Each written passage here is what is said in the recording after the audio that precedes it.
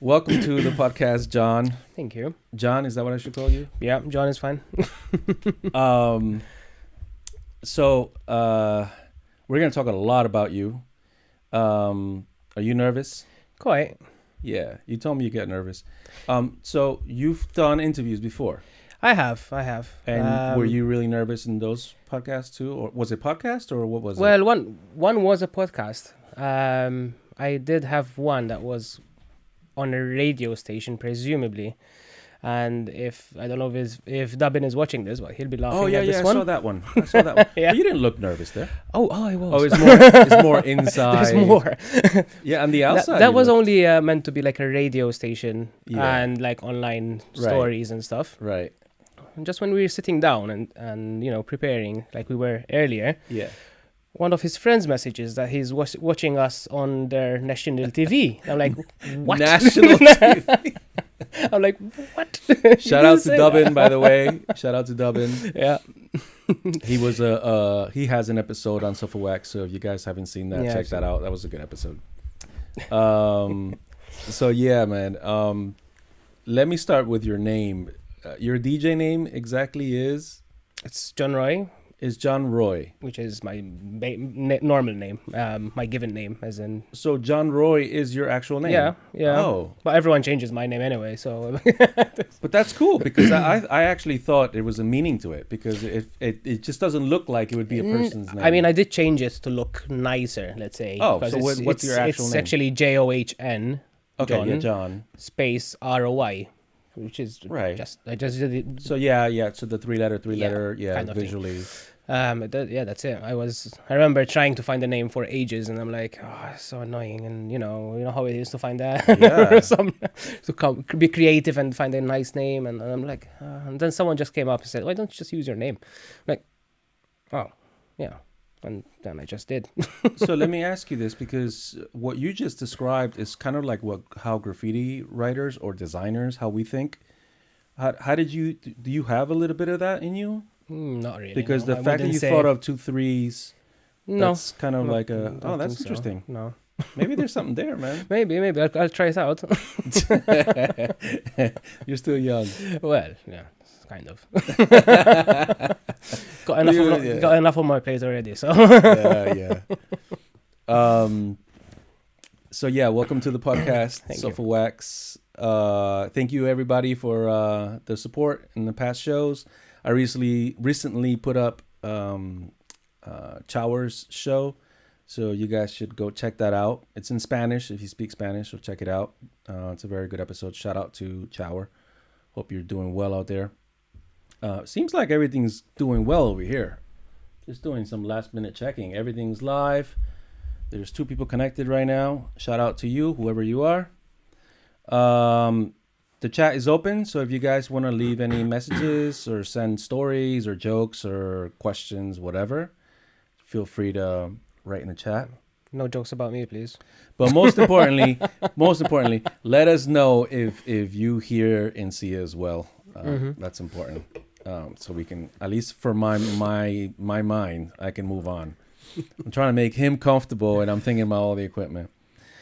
This is why podcasts have like 3 or 5 people working on a podcast. Yeah. So the person speaking doesn't have to think about this shit. You need a technical guy with you in the background. But anyway, so your name, how long has it been since you came up with this name? Ooh. Your DJ name. Well, I started DJing around 2008, I believe. Well, I want to look back, but I was just literally just asking about the name. Yeah. I mean, obviously, when I started DJing, I had to come up with a name. Yeah. The first official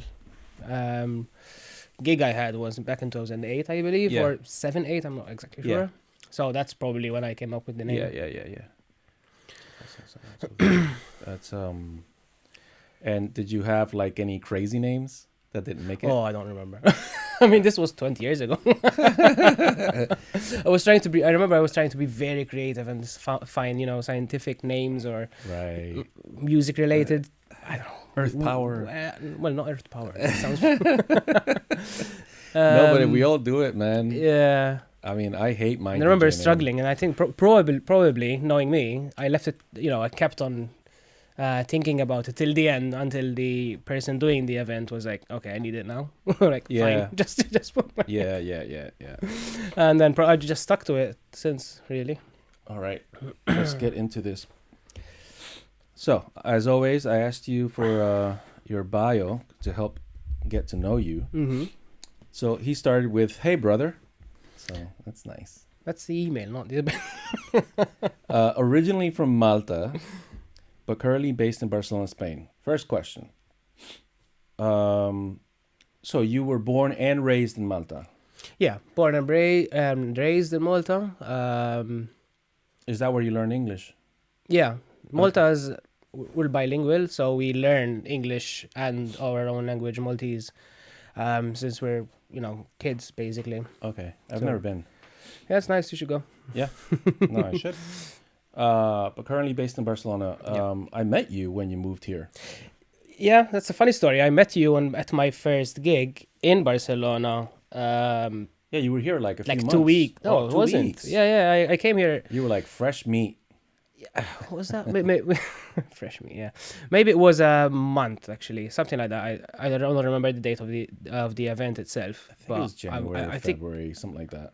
Was it? Maybe not. I don't know. It doesn't matter. I'm sure it was earlier. But yeah, I mean, yeah. It was my first actually gig. Yeah. And I remember you were on the lineup and we met outside. You're literally the first person I met. Yeah. We were just talking and Yeah. So that was November. I came to Barcelona November 22. But you were moving or you were visiting? I just came here temporarily for 8 months, I think, initially. Okay. I did bring stuff with me and everything. Like the plan was to stay. Okay. But obviously I had a trial period until I actually have to change everything, like work and stuff. Yep. And then 5 months in, 6 months in, I just said, yeah, I like it here. Yeah. And here we are. How did you have any culture shock? Well, there are some, but it's not big in the sense that... What's been the most difficult? I mean, obviously the language, which Okay. I did manage to pick up because I know Italian as well. Okay. So that helps. Yeah. But again, there's a lot of English-speaking people as well, so that obviously helps as well. Mm-hmm. But in general, like obviously Malta being a Mediterranean country, we like the sun. We're like outdoorsy. We olive oil, not butter, kind of thing. Well, actually, Malta like both, but so there wasn't a real big culture shock. I would say I think I can't. No, I don't think so. Yeah. Nothing major, let's say, except for the language, which I would probably. Mm-hmm. And how do you like it now that it's been a while? Oh yeah, I mean I love it. I mean I'm still here after 2 years and a half almost. Awesome. So it says here, Jon-roy is a founder of Statix in Malta, member of Subconscious Spain, and MIB Crew International. Yeah. So talk to me about Statix. Yeah. So Statix I started back in 2006 with 2 other friends it was just a birthday party basically, and we just invited some DJs that we know, and it just kicked off from there since 2006. Obviously I've been working on that since then. I had some different... it's still ongoing. It is still, actually, the guy that is still running it is on your screen right now there, Keith Belly. Keith. Hello. Keith Belly. Shout out to you, man. He says, I miss you, my music buddy. There you go. Yeah, he's still running it back in Malta. Tell me about why did he call you my music buddy? Well, I mean, obviously we are doing the events together. We were playing back to back as well back then. How did you and him meet? I think he used to attend our events. He's a bit younger than me. I'm the older guy here. Yeah. And then he started helping around, and then we just kind of, joined the team basically. Yeah. And then we hello. And then we we started doing back to backs. He's an amazing producer. Oh, nice. Yeah. Nice. And Vitae. So you make proper beats, huh? Yeah, he does. What kind of music does he make? He's like, he just released an album. I'm not sure if he has released it, but it's like his main one I would say is Future Garage, but a lot of electronic sounds, but dark. Yeah. He just did an album recently, which I heard half of it. I'm sorry. An album. I'm That's sorry, I only heard half crazy, of it, Keith. which is it's amazing. Big It's up good. to Keith, man. What's his artist name? Elixin Vitae. Okay. Well, he has a Bandcamp or something? Yeah, he has Bandcamp. He's got Spotify, I believe, SoundCloud, and Hey, everything. Keith, feel free to put your Bandcamp on Yep. the chat Yeah, so people can go check out your album and your music in general, man. yeah. It's really good, trust me. Yeah. So how many were in your crew? Oh, we had some people coming in and out. When it started, it was like 3 of us. Then there was another person in between, and then it ended up being me and Keith at the end, actually, before I left. Now, obviously, it's him for this last 2 years. Obviously, we had some friends which were helping us, but main heads, let's say, the brains are after it. Yeah. It was that, pretty much. And so what kind of music did you guys do? That's it's been a long trip, let's say. Yeah. Back in 2006, it started off with like electro kind of house. Yeah. More electro rather. Eventually progressed to like acid and rave music. Yep. Eventually bass music kicked in our bloodstreams, let's say. Yeah. Then we started shifting over to bass music, and that was maybe 2010. Yeah. It just took like 3-4 years until we switched. So all of you kind of stuck around that, like The first 3 years, about the first 2-3 years, the first 3 dropped out. Then I Okay. had another partner who I worked for 4 or 5 years. Mm-hmm. Then Keith Yep. joined Yeah. as well. But we're quite broad as in music taste Musically. and events. Like and back in Malta, we had 2 branches. We had the bass music branches where we have obviously dubstep, drum and bass, and UK garage and whatever. And on the other side, we used to have like the more chill side, like I don't know, future garage, for example, Yeah. or deep house, trip hop. Wow. I don't Warm music. Yeah, yeah. Because bass music in Malta is hard to maintain. Okay. So you kind of need to branch out and Right. pull people in from Right. other, I was kind of- gonna ask you, like, what kind of events were they? Like, how, like, size rooms, sound systems. Kinda- Okay, so I'll go to the peak. So let's start with the peak, I Sure, guess. yeah. Which was around 2010, 2015, I Uh-huh. guess, which is when dubstep was huge, Yeah. right? So we started working with a few different people. We had Outlook Festival, Yep. collaborating, Yep. Dimensions Festival, Yep. Get Darker TV, if you remember Yep. the live streams. There was Yeah, I love somewhere Get else. Darker. Anyway, we had booked quite a few good names like Yeah. like Plastician, Distance, Oh, Koki, wow. Cyrus, Tonnage, Benny Page. There Wow. was quite a few. That was the pinnacle of it. Like we had one of the main clubs in Malta, And what size room are we talking about? so the biggest one we had was we hosted Plastician. Yep. That was the biggest. I think it was 1,000 people. Jeez, for a dubstep Yeah. session. Yeah, which was Wow. quite surprising. As in, obviously it's good for us, but 1,000. Yeah. Wow. The others were like maybe 300, 250. Still, that's a really good size. Yeah, yeah. Back then, I'm saying obviously that was the pinnacle of Yeah. dubstep and everything. So were you guys the only promoter doing dubstep? We weren't. Then Okay. another crew came in. Obviously, they started promoting their own music and their own style and Yeah. everything. There was actually 2 different ones. Okay. Um, What were their names? I think it was one of them was FDM, which if JP is Shout out hearing, to you shout out, guys. yeah. And there was another crew I forgot, to be honest with you. Yeah. But it that's was all more the Skrillex kind of style. good. Yeah. which, yeah. Yeah. Not my kind of, not Yeah. my cup of tea, let's say. Yeah. But No, yeah, I obviously can they had tell. their own people, Who would choose the names for your events? the names. Yeah, like who would you book? Like who would Oh, decide that? Was that between you 3 or? Yeah, I mean, at that point we were 2 people. Okay. But yeah, I mean, obviously we had our list. We were contacting people in the scene, Yeah. who is coming, and you just decide. Really, I mean, obviously we used to have a lot of running events going on. Yeah. I remember we had a How often? Sunday. We had one event which was particularly interesting because it was in a very commercial club, Yeah. but it was on a Sunday afternoon, which Wow. normally they don't even open. Wow. And we used to have it, I think, That's lovely. every 3 weeks or a And month. what kind of music did you have there? And we had we just took it over and we were just doing dubstep and drum and bass. Wow. It's Wow. So we had a lot of places, and whereas on another club we were doing some local events, basically promoting local DJs, and pretty much we knew what people react to. When you're booking different DJs, you are playing sets, so you are you get what people feel. Yeah. If you play 2 distance tracks and people are going crazy, so okay.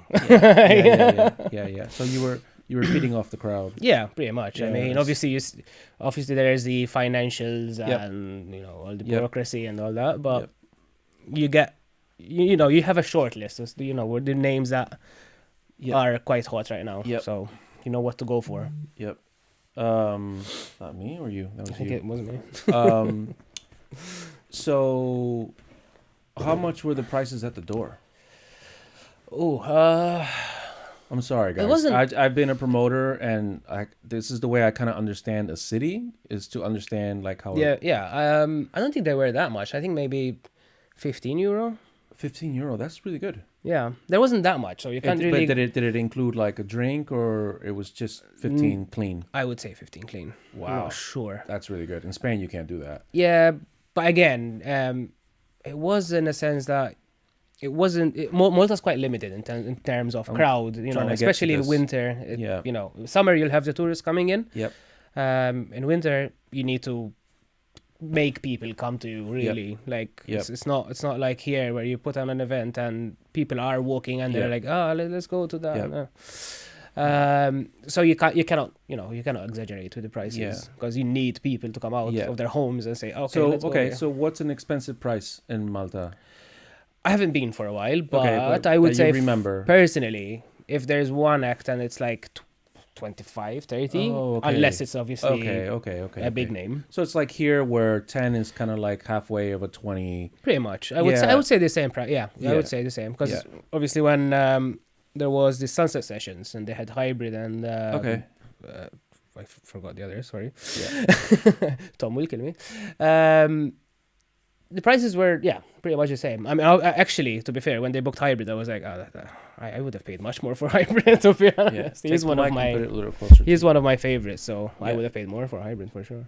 But I mean, I would say. How would you describe your crowds that were coming to the parties? We had a lot of new people coming in, younger generations. By then, I was already a bit older, so. You feel a bit older. But most of them, how would you say that? They were like exploring a lot. So you would have the same people going, oh, we love dubstep. It's amazing. Right. But they will kick off when you play drum and bass, which is perfect. Yep. But one thing which is good and bad in Malta, that then you'll see them in techno events or house events, and they love it, which is fine. Yep. But again, then that's added pressure on the promoter himself that needs to keep up with pretty much. It's not like you have a monopoly. If you're just doing drum and bass and dubstep, it's not just you in Malta. You have to consider what techno events there are, what house events there are, because it's an intimate underground scene, basically. So they were very curious. They were very passionate about everything. Some were quite crazy as well, which is fine. I was crazy at some point. But I mean, I saw quite a few different generations coming in, so that's good, man. That's experience. It is. So were there like little producers coming out of this whole thing? There were a few DJs that came through, and they are still actually DJing back in Malta. One producer, also another producer that I know in Malta who's doing great in dubstep, is Volume A. Volume A? Volume A, yeah. I don't know. He was part of the other crew, but he used to play quite often for us. Yeah. And Subconscious, Big Karma technically booked him twice already here. Volume A? Yeah. Check him out. He's good, like proper dubstep. Good stuff. No, I believe you. But cannot think of any more, to be honest with you. Yeah. And bass music specifically. Yeah. And what's the deal? Last question on this. What about like, are female involved? in Malta, or at least when you were there working hard? I mean, I know you're still involved. Yeah, one of my yes, for sure. My one of the colleagues I had was a female, and she was a DJ as well. So we used to DJ as well, like back to back. What was her name? Nika. Shout out to you. We used to DJ together. Recently, I think sure. I haven't. Ask the guy asking. No. But I think I did see a female playing at some point, and I mean, in general, the other scenes like techno as well, that I've seen, people, females playing DJing, So quite inclusive, I would say. I was trying to. I'm not trying to judge a city, but it helps me understand like how they think, how they move. Yeah, you know what I mean.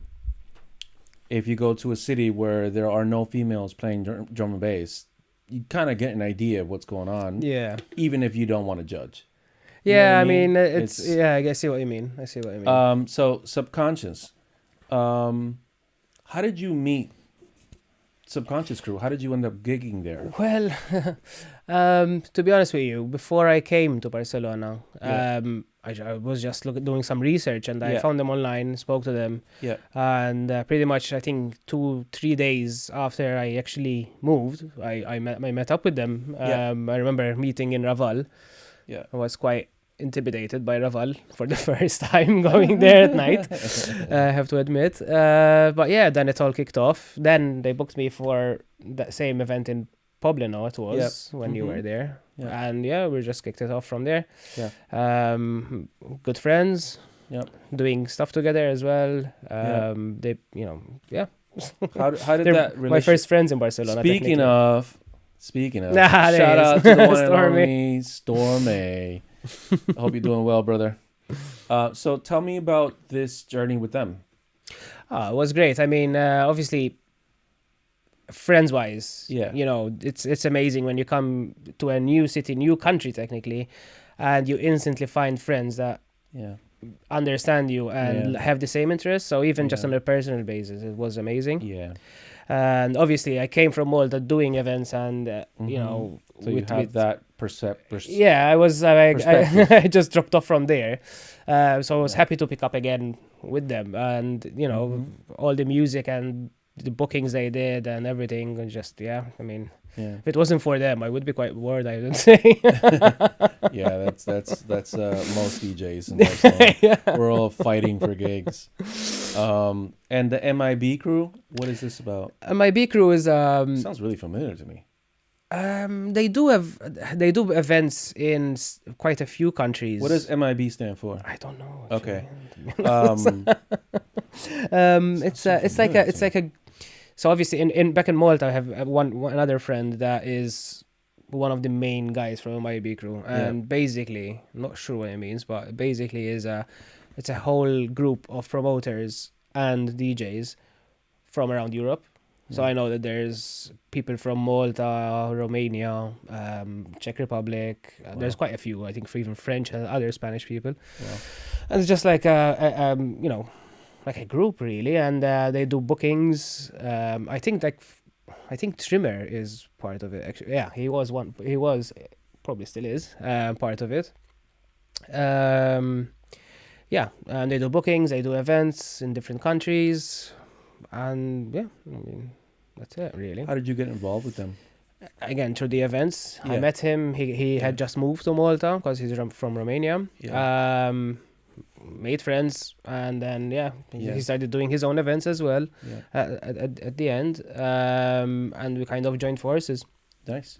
So you said you're still involved with Statix. Well, no, I'm founder. Okay, that's what you mean. Okay, I mean, obviously, I'm still my crew. Like, I mean, it's all on Keats now. Hey, hopefully they push it forward. Obviously, I do help, and giving my opinion or How old are you? Why? Okay. You don't want to answer. Hey, I'm 37. 37. No, not that young. Okay, so let's see. So at home, You lived at home with both parents? Yeah. And was it a musical house? Well, yeah, my dad did like air guitar kind of rock 80s. Oh, wow. And all that. Yeah. Air guitar. Air guitar, like, and he had all the albums and compilations, Holy shit. vinyls, and yeah. He used to listen to them quite a lot. My brother also was into rock, and he was in a band when he was in university. So you have siblings? Yeah, I have one brother. One brother. Older brother, yeah. How much older?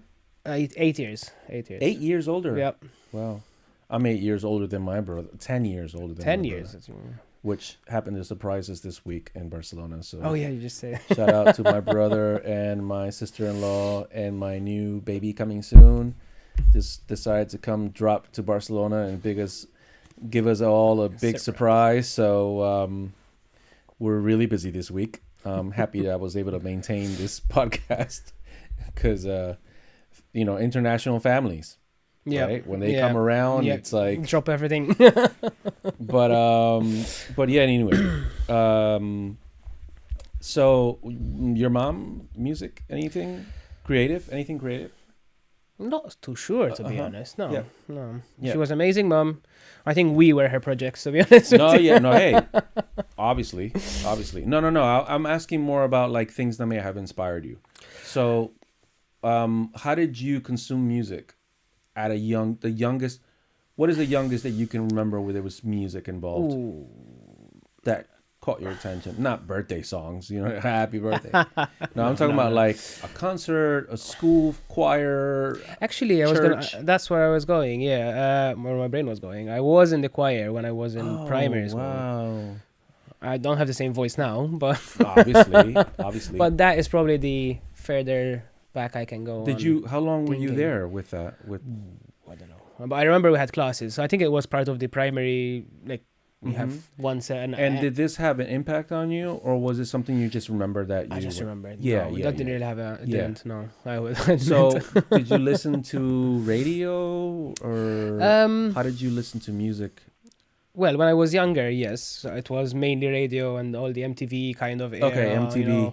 Late 90s, early 2000s. Yep. Then eventually discovered the underground world What of music. What music were you into during the MTV era? Oh, I was still a teenager, so I had quite a few different kind of moments. No, that's fine. I used to listen to some hip hop and rap. I remember like big Eminem fan, 50 Cent and all that. Oh, okay. Then some rock at some point. Then probably some cheesy music. What kind of rock? I would say the commercial rock kind of stuff. Like, I don't know, Blink-182, Green Day. Yeah. Red Hot Chili Peppers. Yeah. And all that. Yeah. It wasn't and then until... you like pop after that or something. I think pop was one of the beginning. And that is the shameful part of it. No, it's different times, man. Yeah, no. So like what kind of pop artists were you into?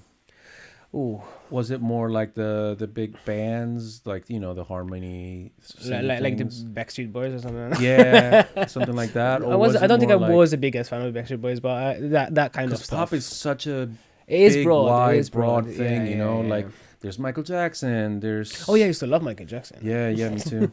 Actually, that's a good point. I mean, pop was so different back then. Now pop is. I think it's shit. I don't even know what pop is now. Man, pop now, I don't understand it, man. It's all generic. You know what I mean? I mean, exactly. How can you split some of this? I don't know. I don't know most of the music that's coming out on MTV it's anymore. It's like the pop that I like now, that I'm like immersed in because of my daughter, my older one. Like honestly, the only one I've really kind of gotten is Billie Eilish. Like. The rest of the stuff that she listens to, I respect it, obviously, but I'm just like, it just all sounds the same to me. Like, I don't know, man. When the pop we listened to back in the, 70s, 80s, 90s, it was like you had to be very different. It had some Madonna didn't sound like Michael Jackson or Tina Turner or, it's crazy how pop has changed. It's not just pop, I would say. Everything in general. I think it's more like trends now and, following and social media. Yeah. What's working on social media, everyone is doing that. Yeah. Yeah, for sure. like pop, everything. Yeah. So how did you consume music? To be honest, I think at some point I got introduced to actual parties. Oh, And it was okay. like, yeah, why not? Let's try it out. And I went once, I went twice, and then I was like locked in. Do you remember how old you were? I think Are we talking 12, 13, or are we talking no, 18, no, 19? I was older. I was older. I was like 17, I think. Yeah, 17, 19. Yeah. Okay. Um, So what did you do between 10 and that age? What were you into?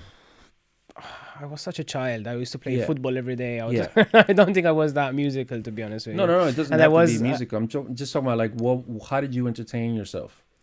I used to play loads of football. Okay. Believe it or not. And obviously in winter, a lot of games and stuff. Yeah. I was a bit of a gamer when I was young. Yeah. Some might say I was still old. Video when I was, games. yeah. Oh, okay. What video game did you play? Back in that age, Mhm.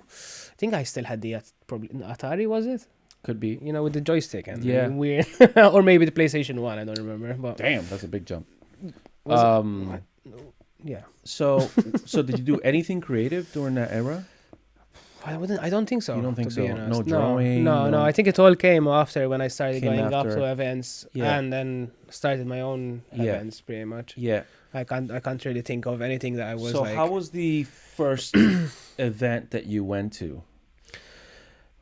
How? Yeah, how did it Well, I was quite impressed. I remember it had the was impact? Yeah, it was quite an impact. I remember going to a club. It was out in in some, not forest. We don't really have a forest, but out in the wilderness, let's say. And yeah, it was quite a big event. And it was, I think, techno or something going on. Yeah, quite. I think it was Dave Clark, actually. Oh, I think it was Dave Clark. amazing. And I remember seeing as visuals Finding Nemo, and there was a huge screen of Finding Nemo. Dave Clark playing on that side, and a lot of drunk people. Yeah. I'm gonna use drunk to be nice. People experiencing fun. Yeah. Yeah. So I was quite impressed. Yeah. But I loved it at the same time. Yeah, It's like yeah. something different, and Yeah. then I remember I kept on going to different events. Yeah. And jumping through different styles. Yeah. And back in that age, I think it was mostly electro and techno that was going on. Okay. More specifically for me, I used to love.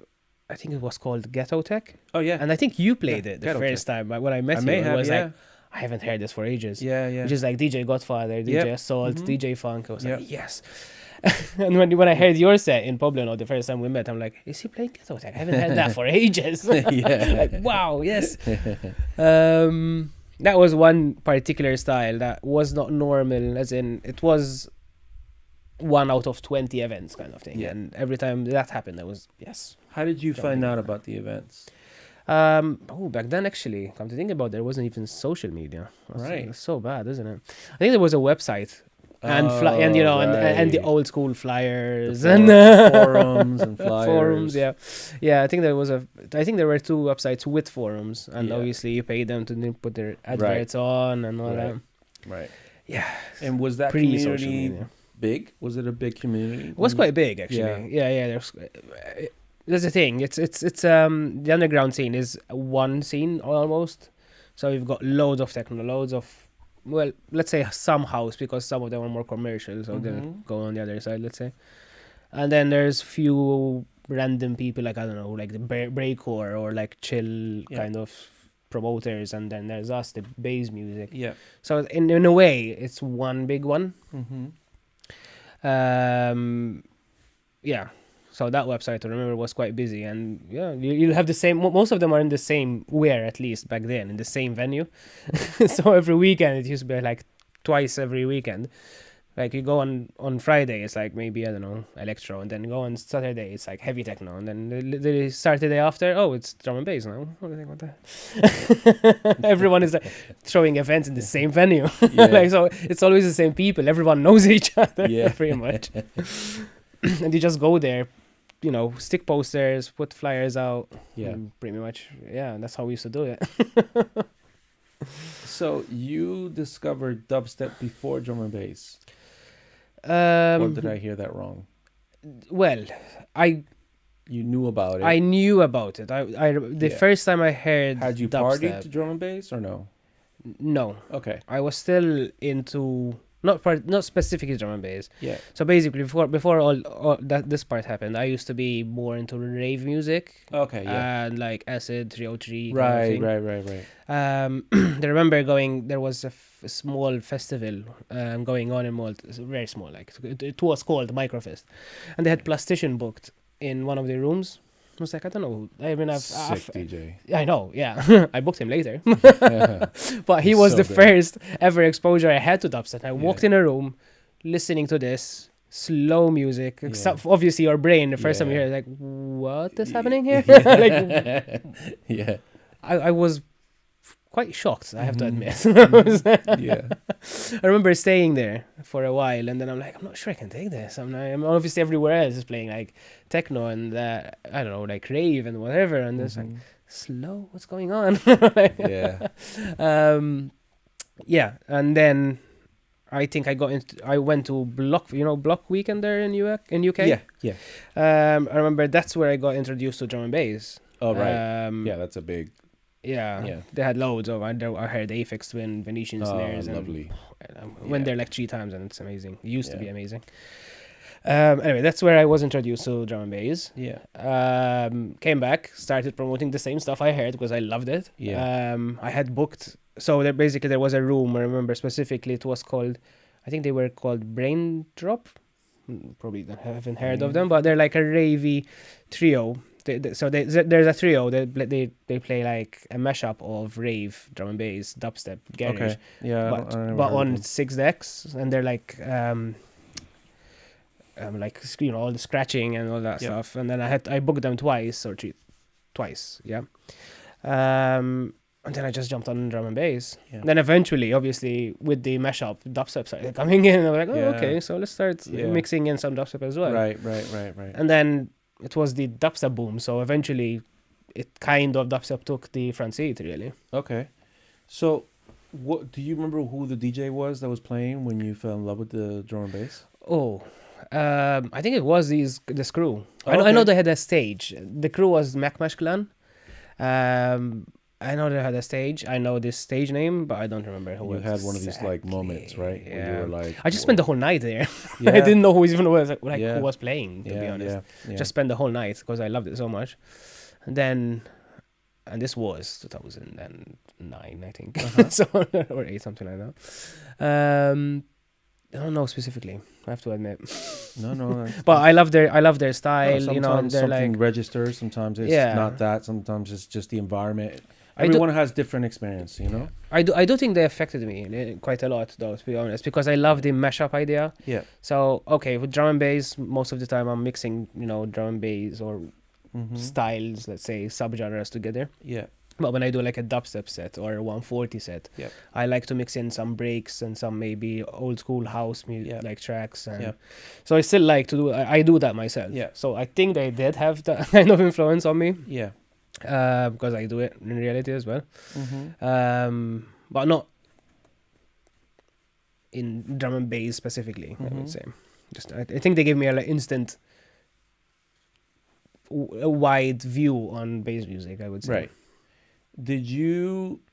Were you the type of guy who would listen to sets online? Yeah, on YouTube and stuff. I think it was back then. Yeah, and I remember they used to, when we booked these guys, we had their album. We had their mixes somehow, and we pretty much gave out CD promos and all that. So there was Get Darker Age as well. That was a bit later, to be fair, I think, when I'm talking. Yeah. How did your parents feel about you going through this change? Because I imagine this changed you quite a bit as a person. I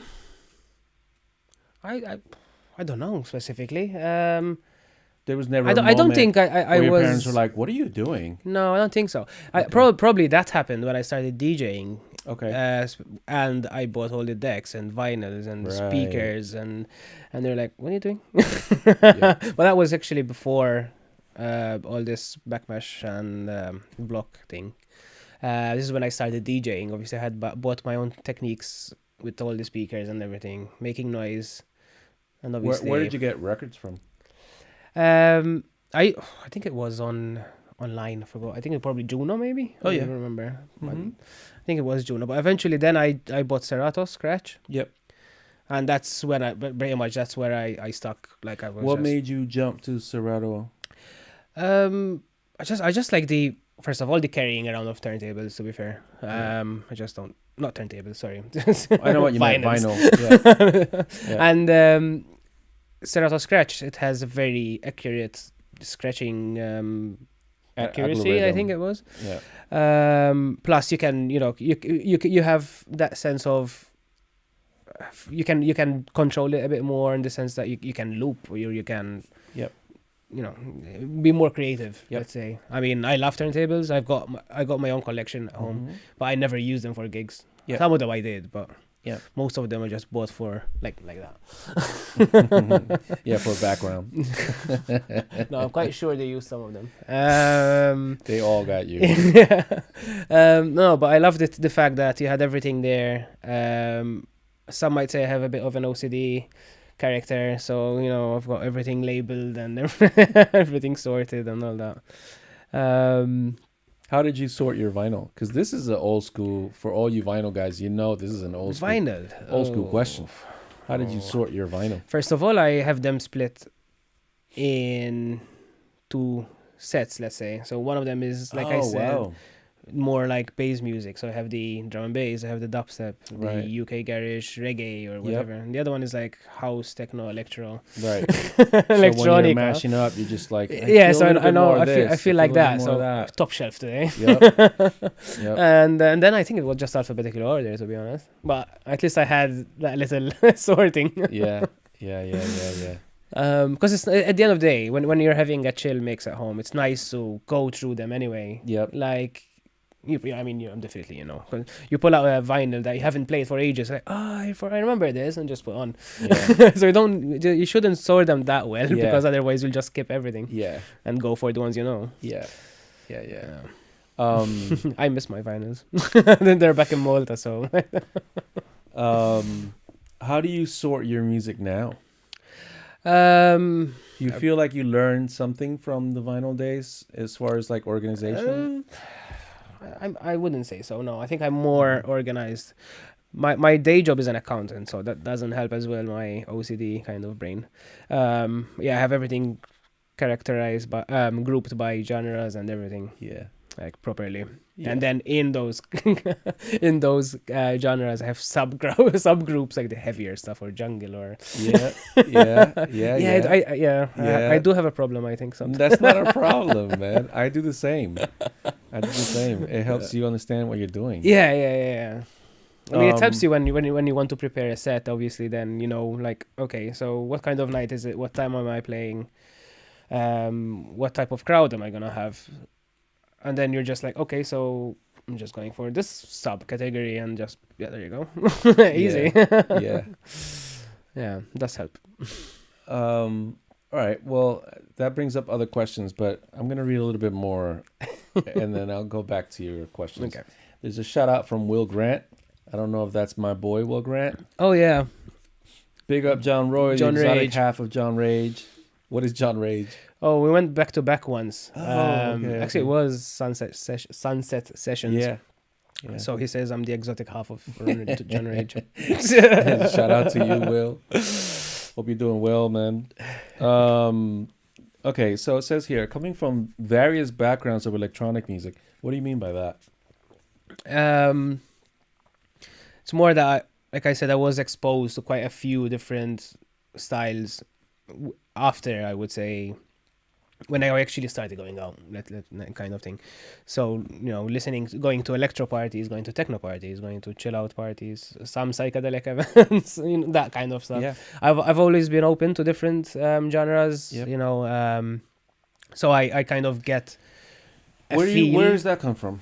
I don't know. I've always had it though. Like, I'm talking about, Because you said your father was like, and your brother were stuck on rock. Pretty much. Well, I would say that. I mean, that was my favorite, but my dad liked some random. My dad was a bit older, obviously, so he liked I don't know what it was, the funky kind of dancing and all that. Yeah. I don't know where I got it from, but it's always been there. Like even now, when I'm at home working, I listen to all loads of random stuff. Like, so you're listening to music all the time? Yeah, no, I would. Yeah, I mean, I do. For example. Are you like me, where like if it's cleanup day and you clean the house, you have to have music on? Yes, that one plus cooking. Yeah. Shower. And sometimes when I'm working, the time I get the most like to listen to actual music is when I'm working, but it depends how busy I am. Yep. And it helps you focus. Yeah. Yeah. Yeah, it does. Yeah. Or at the gym, for example. Yeah. Sounding like a gym rat, which I'm not, but yeah, like put drum and bass at the gym, put reggae or I don't know, funk during work, and it helps you. Yeah. So I've always been like that since then and now. So quite open to different styles, and I do feel it helps me in a way. Like even when doing music. Like right now, I'm working on a song I just started, which was by mistake really. I was just jamming. It actually starts with a bit of funky kind of old school funk, pretty much, like all the trumpets and saxophones. That's lovely, man. So it does help. So yeah, that's what it means. It's interesting because drum and bass happens to be one of those genres that can encompass like and all kinds of other. I think that's why I love drum and bass, because you can go rave, you can go reggae, which is jungle kind of style. You can go funk, you can go everything. Yeah, a bit housey with the sounds. So dubstep, if you go, I don't know, you can do it, but it's a bit risky, as in. You can't deviate too much from the dark or sub, let's say. Do you have other creative angles in you? Are you into like photography or I don't know, architecture? Well, clay. Drawing, painting, I don't know, singing. When I came to Barcelona, actually, and I came here, I was still alone. Well, alone, as in I was still making friends, and I had a lot of time on my hands. I did start drawing. Oh, rather, yeah. This was your first time drawing. Yeah. No, well, I used to draw at school when I was in primary, which I remember I used to love. Okay. And I think I was just there. I think I was in. Was a supermarket. Anyway, I was in a supermarket, and so the whole set of the pens and the papers. I'm like, yeah, why don't I just start doing that? Why not? And I remember quite some time doing that. Yeah. But yeah. Kind of left it again. No, here's an interesting question. So when you were drawing, what kind of music were you listening to? Oh, God, I don't know. Was it soft stuff or was it hard stuff? It wouldn't be hard, no. Okay, no. Soft stuff. For example, I wouldn't be listening to drum and bass while I do sometimes when I'm stressed, so you need that heavy. Yep. So I don't know, like relief. But if I'm chilled and concentrating, I'd probably go for like maybe some reggae or future garage. Yep. Or actual garage. Or trip hop, for example, is one of my favorites. Yeah. That I listen at home while working. Who was your favorite trip hop artist? Definitely. It has to be Massive Attack. Oh, wow. Big Massive Attack fan. Portishead after that. Portishead. I remember I went to their Massive Attack's concert in Berlin with my friend. I don't know how long it was, but it was before their last album, Mezzanine, I think. What was that? I don't remember the name, but yeah. The one with the Beatle in front. And I was just, we loved it. It's a good place to see them too. I'm sure Berlin, the sound was crazy. Yeah. All right. So, coming from various backgrounds of electronic music, each of Jon-roy's performances and productions are unique from each other. His work is built on two main influences, being bass music and deeper underground genres. That's interesting. You describe bass music as drum and bass, dubstep, and garage.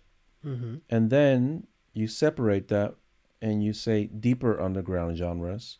And those are house, techno, electronica, and chill out.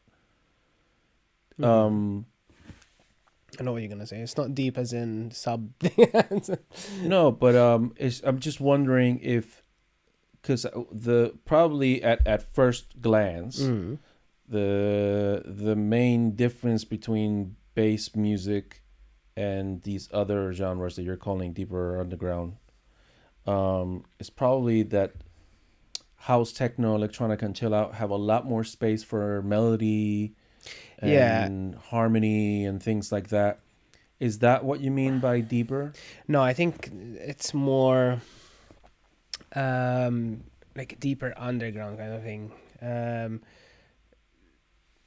Drum and bass and dubstep has a bit of a, I mean, house obviously has the same, but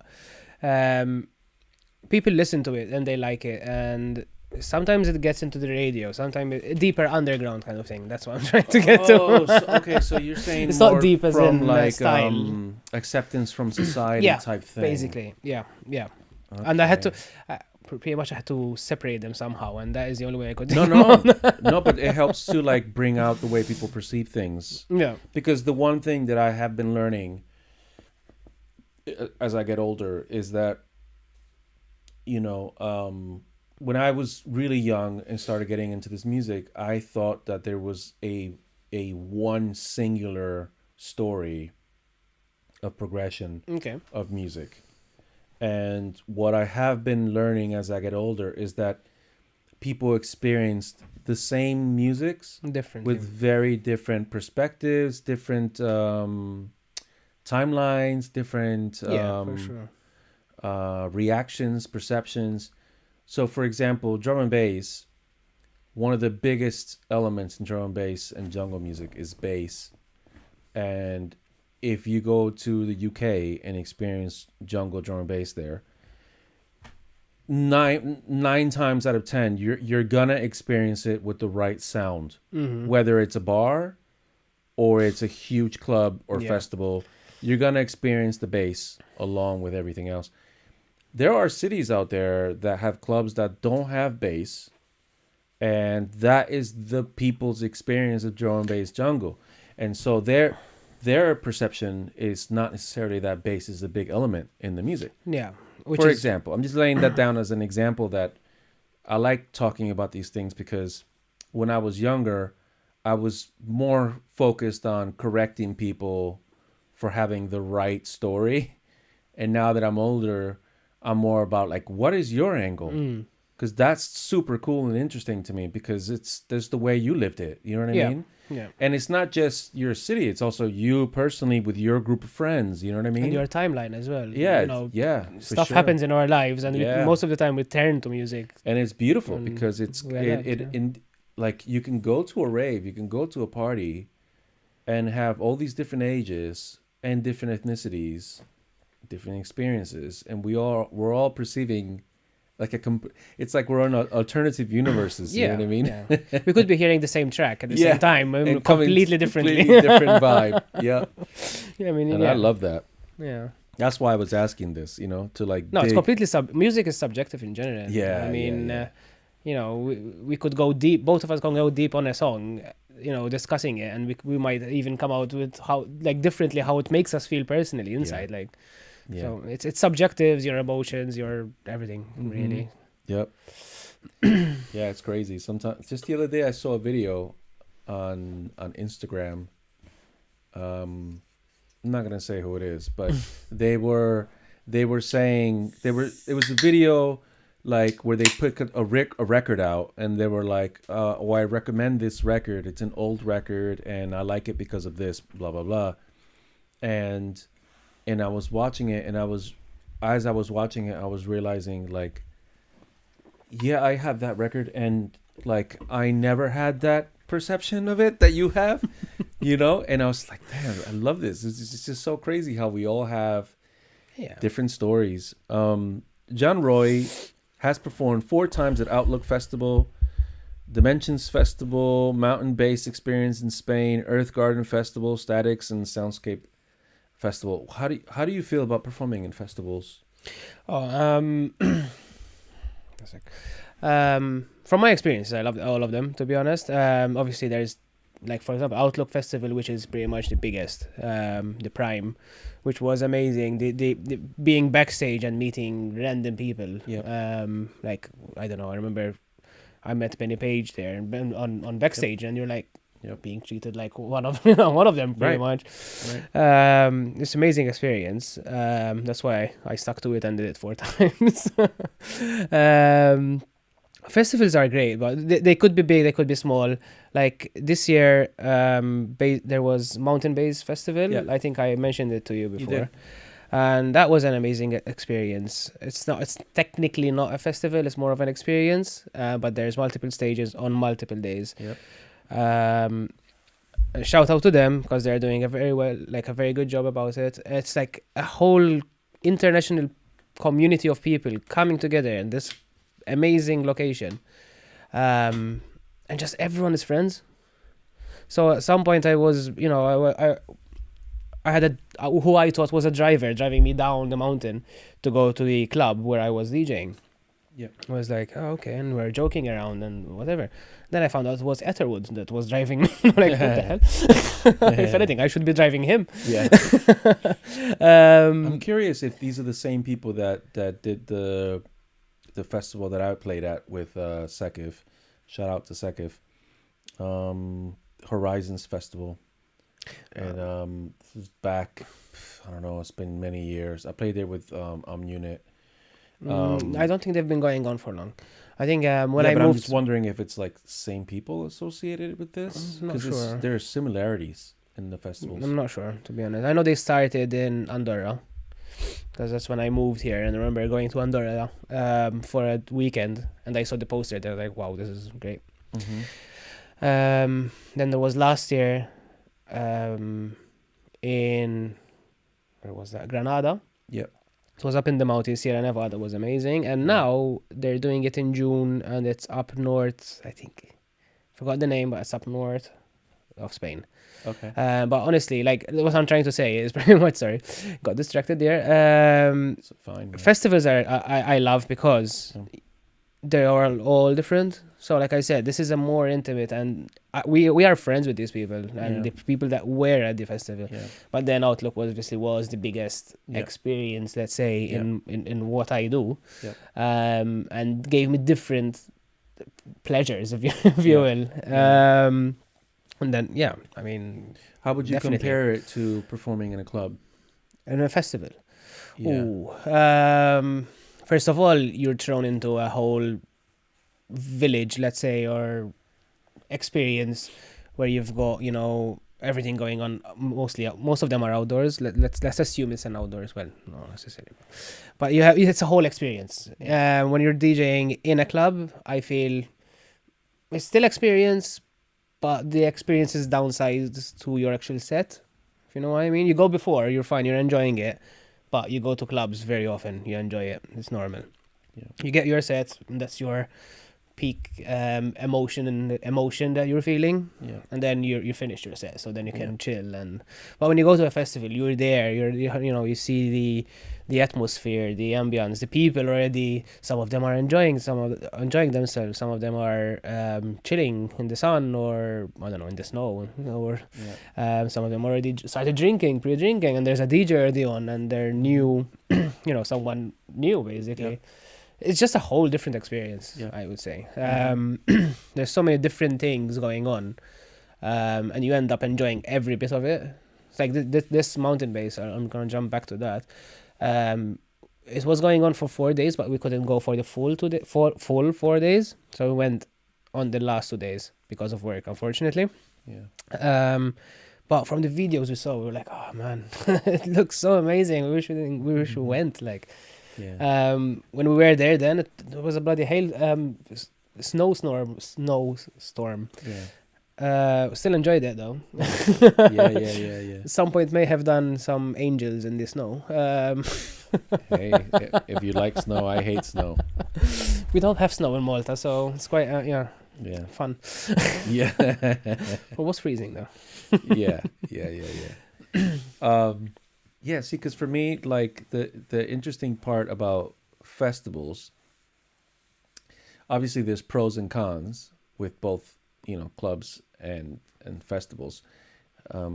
The pro with a club, it's this I want to see what you think about this.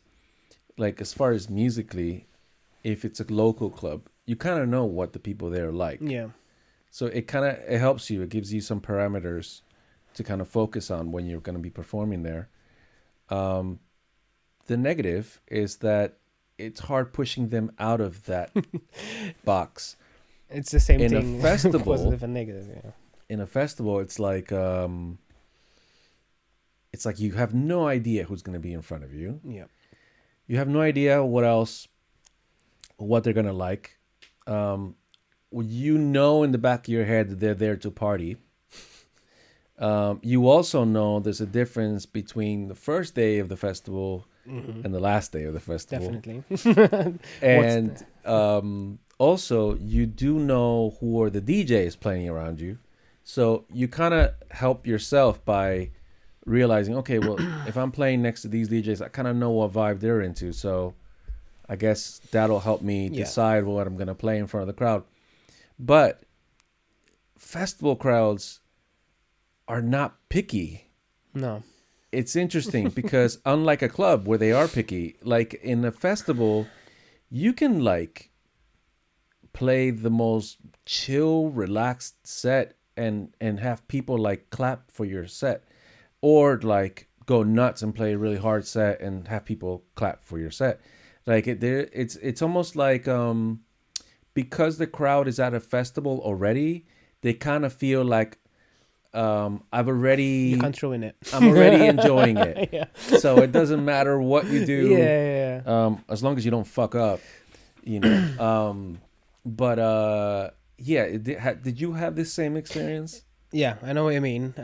Obviously, just playing in your local club, you know the people, you know what goes, you know what doesn't. Yeah. When you're pretty much when you go into a festival, especially if you don't know who's playing before and after and all that, which happens, and it's like you don't even know what's hard. Yeah. Like, should I go hard? Should I go soft? Am Yeah. I you know? So you just need to prepare everything pretty much, and then just Yeah. go literally by Yeah, you're listening to 15 minutes before your Yeah. set. But I get what you're saying as well, and it is true that I mean, once you're at a festival, let's face it, we both were there as well as people attending the festival. Yeah. It takes a lot to ruin your festival vibes. You know what I mean? It's Yeah. like, yeah, I'm enjoying this. I don't Yeah. care. What you're playing Michael Jackson during? Yeah, why not? Hey, that works even more. Yeah, go on. Seriously. Yeah, it's interesting, right? Because I mean, there's a lot of cons also with playing festivals. You're not close to your house. You know But what I it's mean? nice to be out of your comfort zone, I think. No, I believe. for sure. No, for sure. Trying to see. Then you mention a lot of people that you've performed next to, big names. Trying to see who is my favorite here. There's a lot of them. Yeah. That are really good. I left out the festival names, obviously. But Yeah.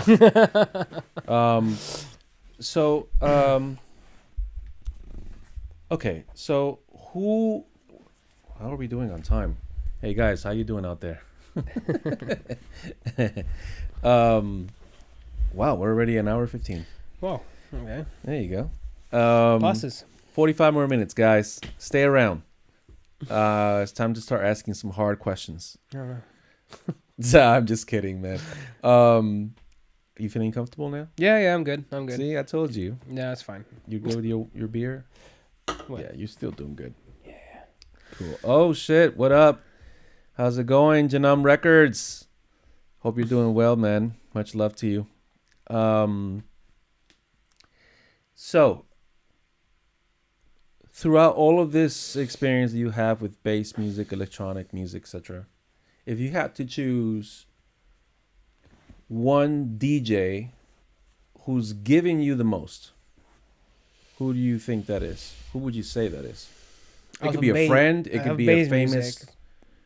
About any music, but like the one DJ that you always go to when you're like, God damn it, like. It's a hard question to ask. Okay. Especially myself, that I like a lot of Okay, so then different- top 3 DJs. I mean, Top top three. 3 for you. Doesn't matter the music. Okay. I think musically, and melodically I would go again for Massive Attack. Drum and bass, I do like, especially if you obviously you heard my sets before. I like the older, a mix of old school and new, and it's got that rave vibe to it. So I would say Blade Runner or Slash Hybrid, that kind of style. Okay. Which is, I always have to stick a Blade Runner in my sets. Man. I think. Did you ever get to see when we brought him here? No, Oh, no. okay. I did hear him in UK. We brought him 3 times to Barcelona. Well, I wasn't here clearly. No, I heard him last year. I think it was in UK. I imagine he's doing really well. He's really famous now and everything. I think it was DMB All Stars in UK. Yeah, and he killed it. Yeah.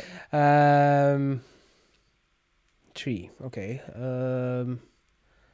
I would say as well Bonobo. Oh wow. Yeah, on the more Really chill, deep house and the acoustic sounds he uses. Yeah. Yeah, incredible. I had the pleasure of seeing him as well twice, I think. Yeah, Amazing. Yeah. Do you have favorite DJs locally? Locally in Barcelona? Oh, I do. Not because you're interviewing me, but you are one of them, I will admit. When you played, from the first time I heard, the first time I heard your set, and you played Ghetto Tech, I was like, yep, good, okay. See, now I gotta stop asking this question because every time they're gonna say it's me.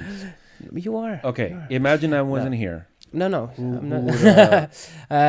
Definitely, I'll say Dubbin as well. Who? Dubbin. Oh, Dubbin. Yeah.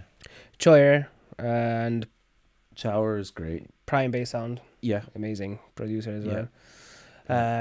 Stormy on the mic. Yeah. Definitely has to be there. And Mr. Will Grant as well there. Yes. Pumping the UK garage as well. I think there's loads of talent here, to be fair, and it's quite hard. And these are people that also I made friends to as well. Yeah. So it's and I've listened to them more than once. I've heard you play it like 3, 4, 5, if not more times. But there's too many. Yeah. What do you think of the Barcelona scene? No. How would you compare it to the Malta scene? It's better than Malta, I would say. Although okay, but explain why. How? It's bigger in terms of. So 1 second, because this is a good question. Before I left 2 years ago, Malta seemed quiet. It was a bit quiet, I would say, on bass music especially. Also was part of the reason why I also was encouraged to come here. But since then, there's quite a few festivals that started going on, doing bass or involving bass music. Let's say open to. So it did improve, but in Barcelona, I think there's more people that are interested. I wouldn't say it feels like a community, except for obviously the performers. Like we know all the DJs and promoters. Because when I go to different events, I see different people. But one thing that is similar, and it's something that fascinated me in Malta and here, is when you get a big promoter or club that books someone big and they do a whole show about it, you'll get loads of people. And specifically, I'm going to Club Apollo and Razmataz. I think it was Goldie and there was another one. I think Benny Page at Razmataz. Like there was easily, I don't know, 2,000-3,000 people. Where are those 3,000 people in normal, in the usual events, let's say. And we had that same thing in Malta. Like, you do your own thing. You book someone, let's say middle class, not middle class, mid level. Sounds so bad. Middle level. And then you're hosting a stage, which was us actually hosting a stage in one of these festivals I mentioned. We got Benny Page, and we had over 1,000 people. I'm like, why? Like, you like it? Why are you not coming? And that is one similarity I found here, ironically, between here and Malta, which annoys me. I know everyone has their lives and they have different, interests, let's say. So there's always that potential. I think that is when you reach you know where the potential is. Yeah. Like if there was 2,000-3,000 people at Razzmatazz listening to Benny Page, and a normal event in Barcelona, you have, I don't know, 100 or 150. You know that there's all that, potential really. Yeah. And we had the same thing back in Malta, so it gives you encouragement, and at the same time, it's just like. Ugh. Is there a promoter or DJs in Malta that played more commercial styles of drum and bass? I don't think so. Oh, okay. No, there isn't that much not that many drum and bass artists going on. Most of them are literally like a community and they're like obviously Keith that we mentioned earlier, the guy from MYB crew, actually Volume A that we mentioned as well. I think he does some drum and bass as well sometimes. There's just a community of DJs and artists that actually. Just read that. They're just like, helping each other pretty much, helping the scene together at least. Yeah. Shout out to Wayne Bond. Says, "Oh, Johnny boy, representing Malta." Yeah. Who's this? He's actually a Maltese person. Oh. I met in Barcelona. I've never met him in Malta. We're not great friends. Small world. Hope you're doing well, man. Thanks for checking in. Okay, so you've been producing, right? Yeah. How long have you been making music? Well, I think I've been producing since 2019, I think. Oh, wow. I do say produce. I mean, I did really self-release a few tracks, but I do feel I still need to do some work on that. But that never goes away, man. What? That never goes away. We're always learning and getting No, better. I know. Yeah, exactly. But you've been making music since 2019. So, to be honest, I was making loads before I came to Barcelona, and Barcelona's keeping me very busy. Yeah. Both socially. So why did you start? I just love the idea of actually making your own music. I remember, and 2019 I started like seriously, but I remember back in 2000 when I started going to parties, I specifically remember downloading Fruity Loops and messing around on that because I got into it so much. And it was probably a horrible song, mine. But that's why I said. I imagine you got into Fruity Loops because of dubstep. No. It was even before that. It was literally when I started going to parties. It was like the electro rave kind of idea. Oh wow! So it kind of caught your eye. I just like the idea. I mean, I think I was so.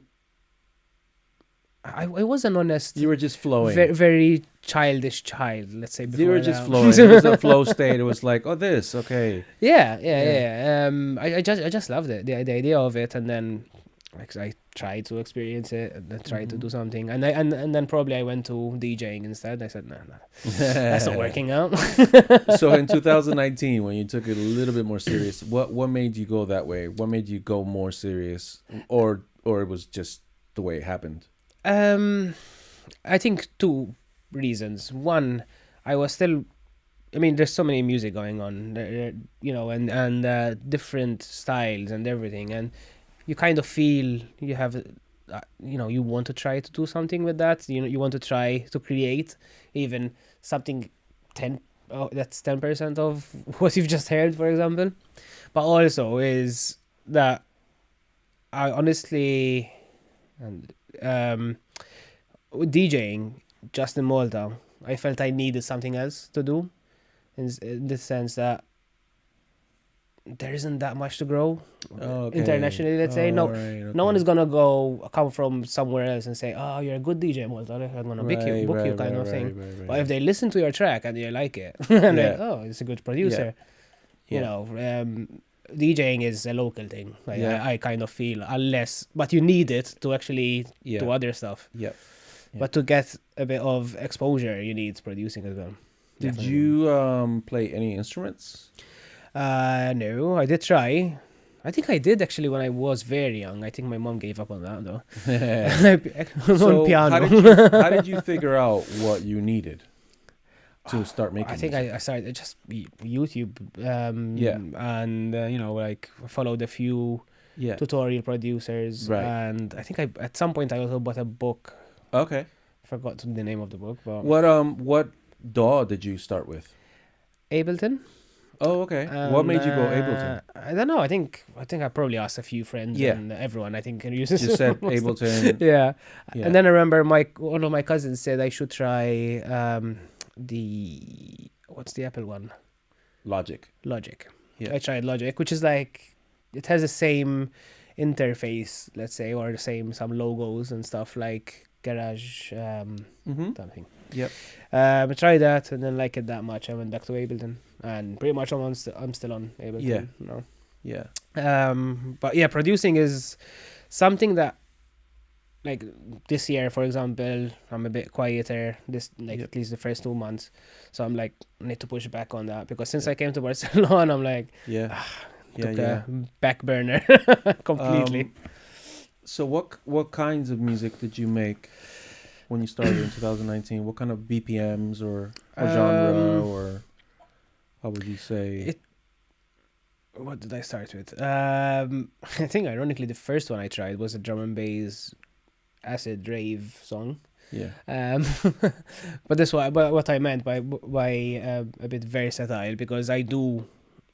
It depends on my mood. So if I have a week or a month, let's say, that I'm feeling chill, I'm gonna be doing chill stuff. I'm gonna be producing chill. So there's a lot of deep house on there as well. For example, there's some bass music more recently that was just before I came to Barcelona. Like I said, now for example, I heard one random song. I think it not song. It was actually a playlist of funk. I was like, oh man, I can just imagine this in a drum and bass track. Yeah. And I was just messing around, and I'm just like, yeah, okay, this is working. Yeah. Still beginning, but yeah. So you're led by your emotions when you're producing? Definitely. I mean, are you led by your emotions when you DJ? Yes and no. I think more in the sense that it depends what I go for. So if I have an option of playing if you come to me and say, listen, I have a set, do you want to play? Yes, perfect. If I have that kind of vibe that I'm chilling a lot recently, I will tell you, like, would you like me to start with a liquid drum and bass set? I'm happy to do that. But if I'm feeling a bit more like, on the heavier side, I want to go crazy with all the that's awesome. the jungle. That's actually really honest and yeah, definitely. It's not the first time, but I like to hear that from you, because it tells me that you're listening to yourself. That's one of the biggest problems with DJs, that we don't really listen to our honesty. There's a lot of people out there, a lot of DJs who are just kind of looking for fame and power, and so they just look to conquer. They're not really listening to themselves. Yeah. And that's interesting that you found that. I think it comes with... It's interesting to me that you had very little creative youth, and somehow you've been able to get a lot of these like deep, how would you call them? Keys to these creative doors that open you to different levels. Because for example, recently I had someone here and I was helping them with learning how to DJ a little bit, and they were like, yeah, what happens when you finally know everything? It must be so freeing.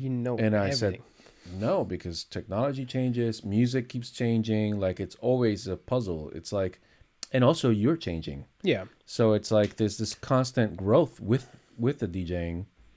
But I'm like, okay, so what are these other people who don't listen to themselves? What do they do with all this equipment and stuff? Are they using it, or are they just like use it, an hour before they have to go play to make sure that they're not rusty?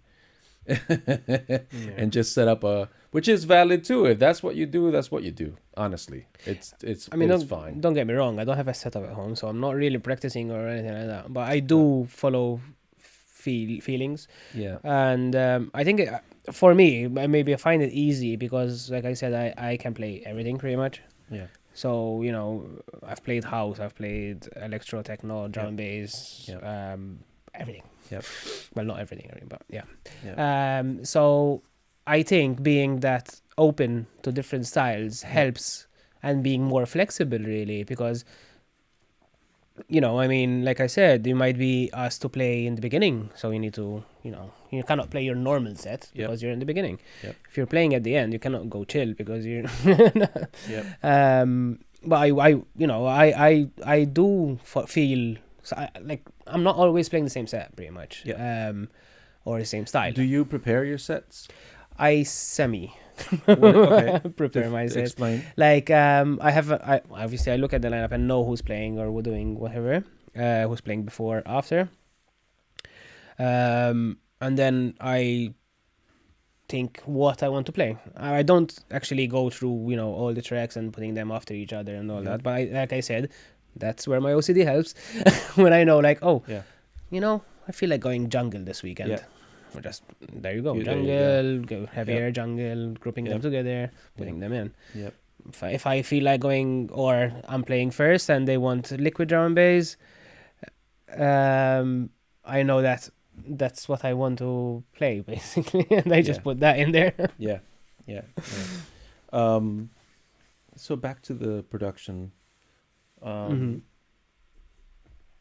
has your production?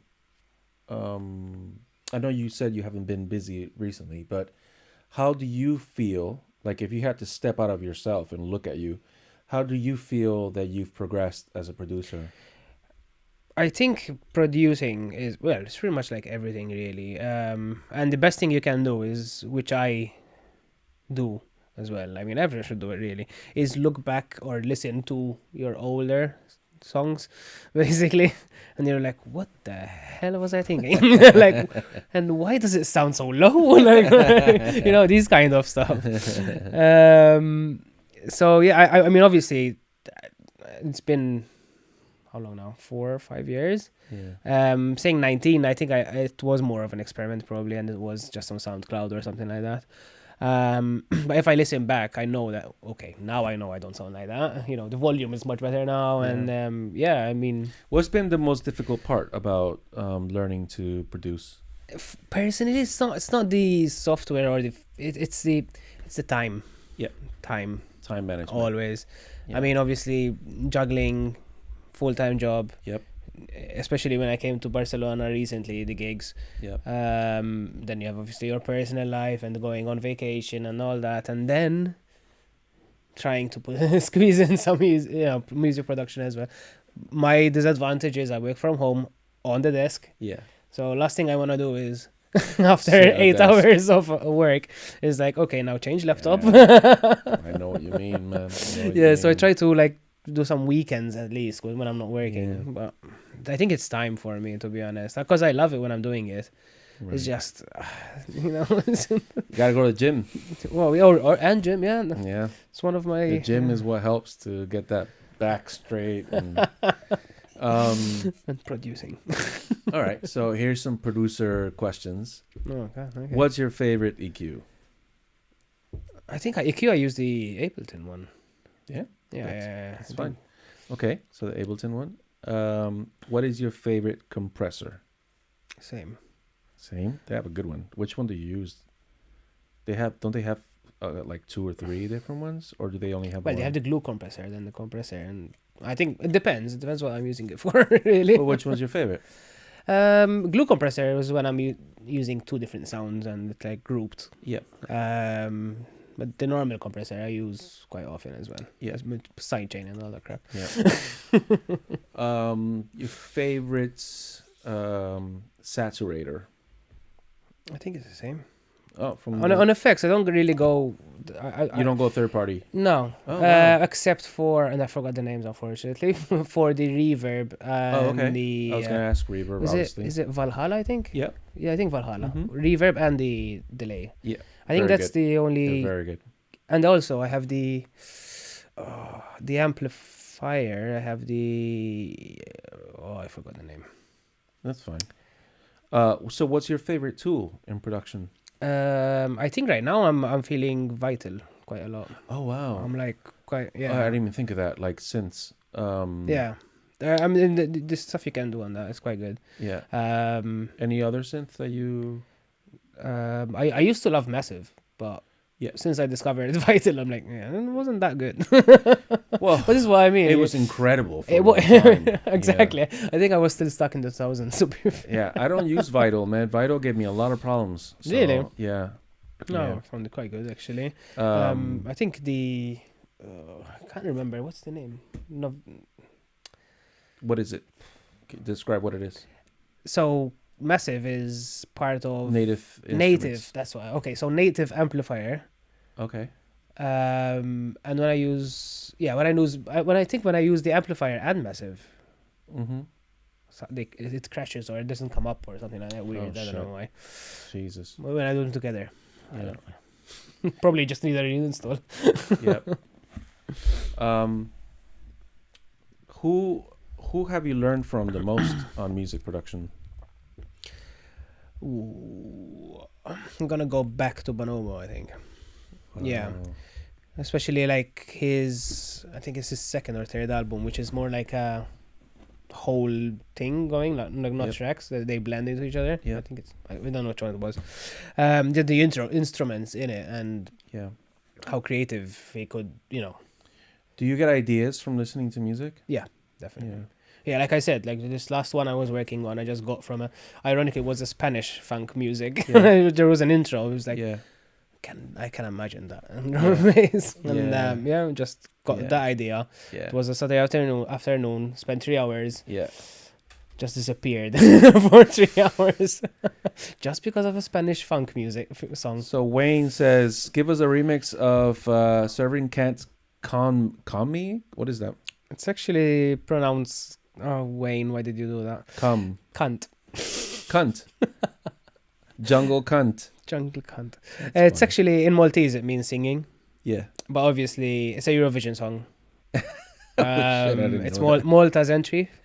No And obviously idea. in England, it's going crazy. In UK, it's going crazy because it's cunt. Oh, man. That's funny. Yeah. I'm looking for my questions that I have always. These really good Oh, questions. God, I thought you were looking up the song. No. I just have so many fucking things here. Okay, here we go. What's your favorite DJ mixer? Pioneer, I would say. Pioneer? Which one? 900? 900, yeah. Yeah, 900. This Nexus? Is it Nexus? I think it is Nexus, yeah. Wayne says Susan Boyle is a big influence of his. Susan Boyle. I don't know. All right. Sorry for the banter, boys. No. It's all good, Wayne. Honestly, you can say whatever you want to say. We're just having fun, man. Yeah. Okay. What is your best up to now? Obviously, it will be better, but for now, your best DJ experience. Ooh. Best DJ experience. I was actually thinking that you would ask something like that, and I have a good one.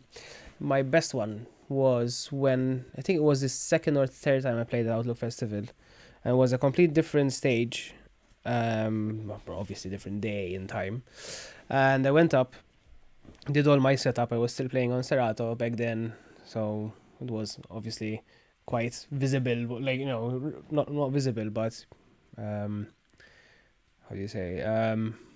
It's easily to remember someone who's setting up bloody turntables to Serato, and my set is gonna start, and then the MC comes up, and he's like, he looks at me, shouts out my name. Sorry, he shouts out my name, looks at me, and then he's like, "Oh shit, I remember you from last year. You're fucking amazing." I'm like, okay, that's good. That's a good start. I mean, if an MC remembers you from the year before. Who was the MC? I don't even know. Oh, shit. I don't remember. Shout out to UMC. Yeah. Shout out to him, whoever he was. But he made my, that's the only boost I needed at that point. If you go to a festival and there's the same MC, you don't even recognize him because, let's face it, you're focused on what you're doing. Do you like DJing with MCs?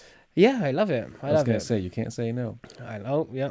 There is one annoying one. No, I'm yeah, right. I'm joking. It depends, though. It depends. Yeah. Obviously, we're talking about bass music here. We're not going to be playing a chill out set with an MC.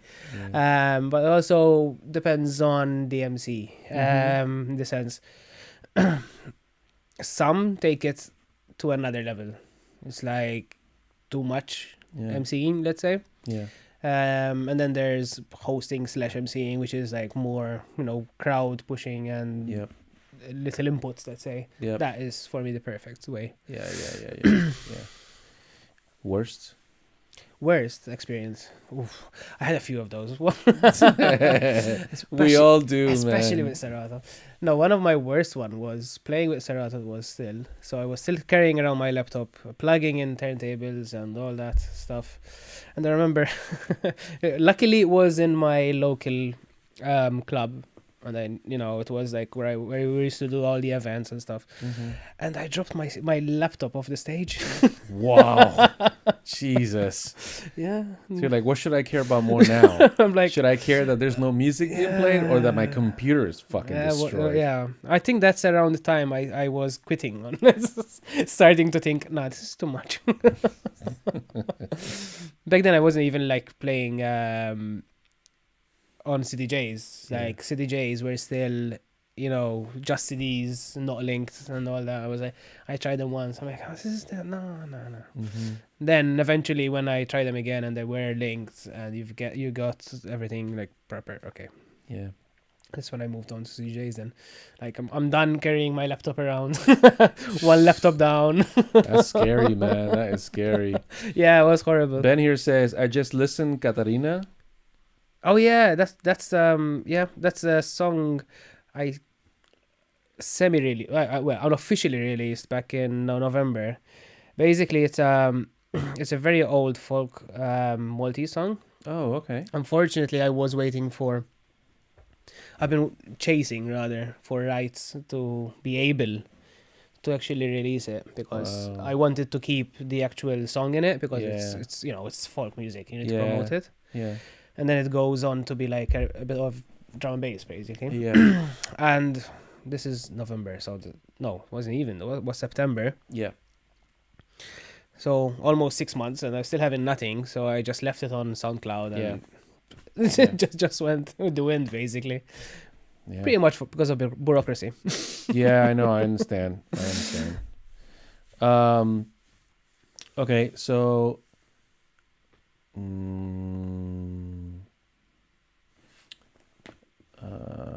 I have different questions here, and none of those fit you.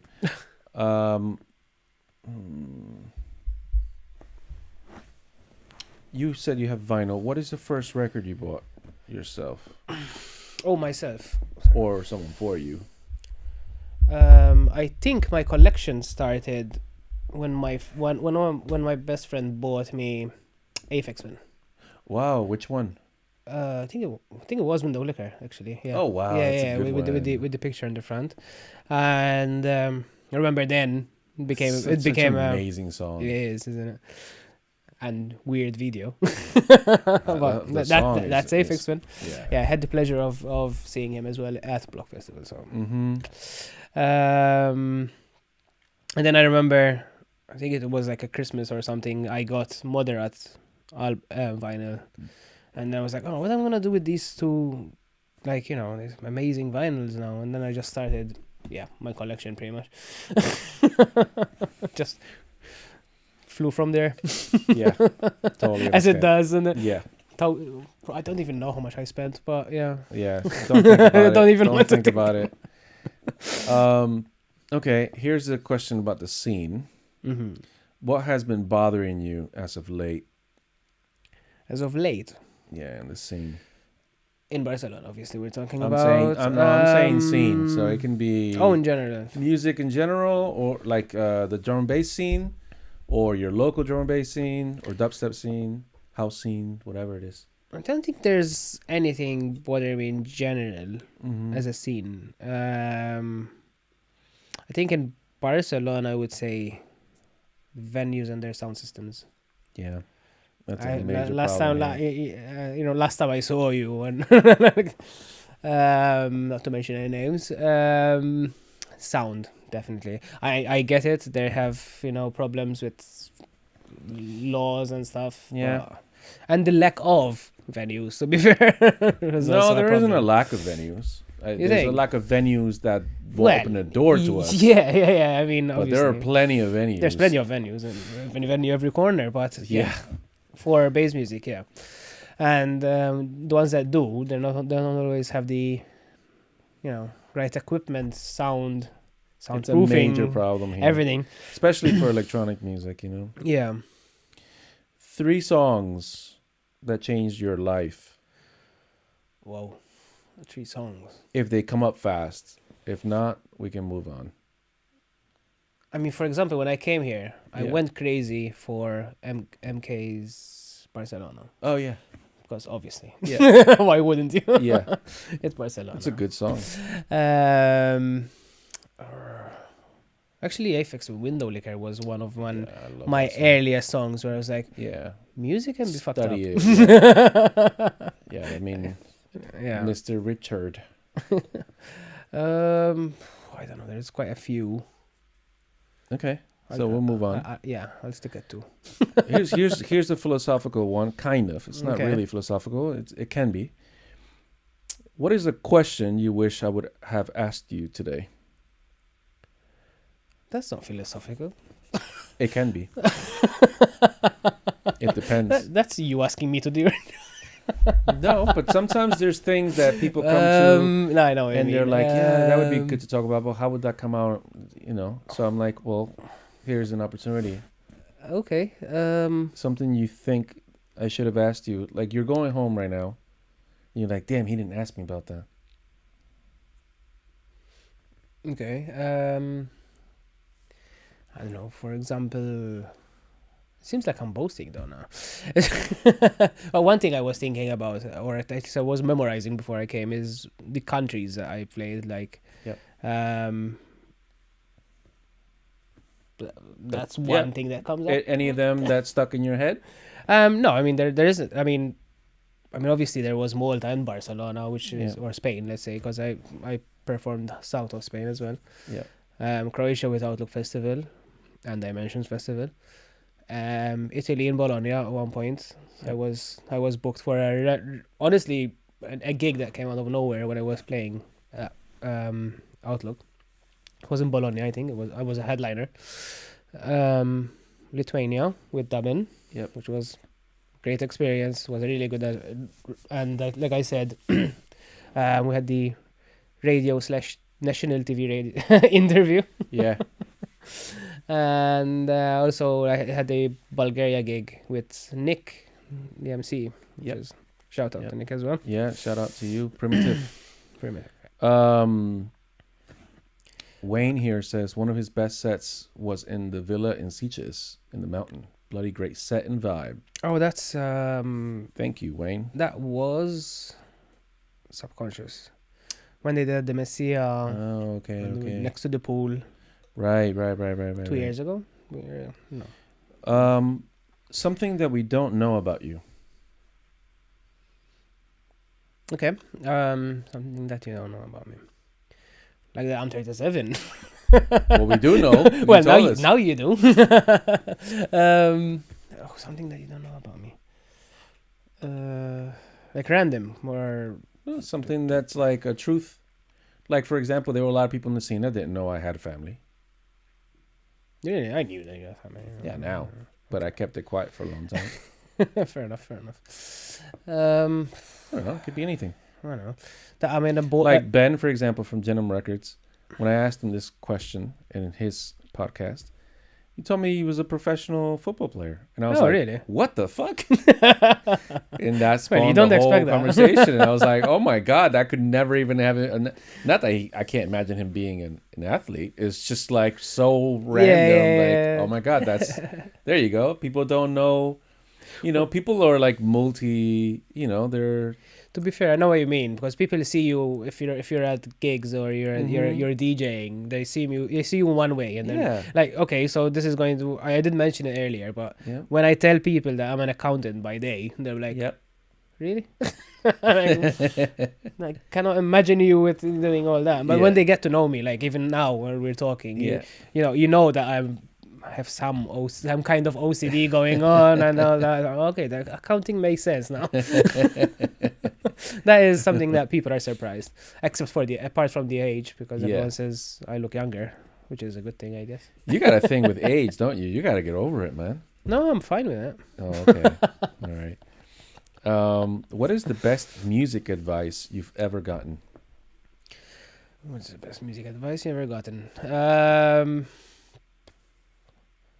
Got quite a few, even on both on DJing side and producing.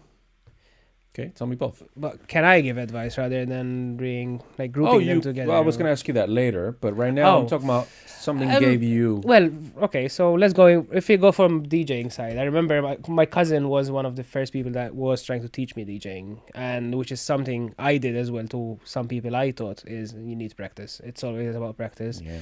No matter how good you are, it's practice. Hours and hours and hours. There's nothing, more. Yeah. And ironically, it's the same thing on producing in reality. But producing is more, I think, it's wider because you get different inspiration. You get until you get the technique of DJing. You can stick to doing the same thing, basically.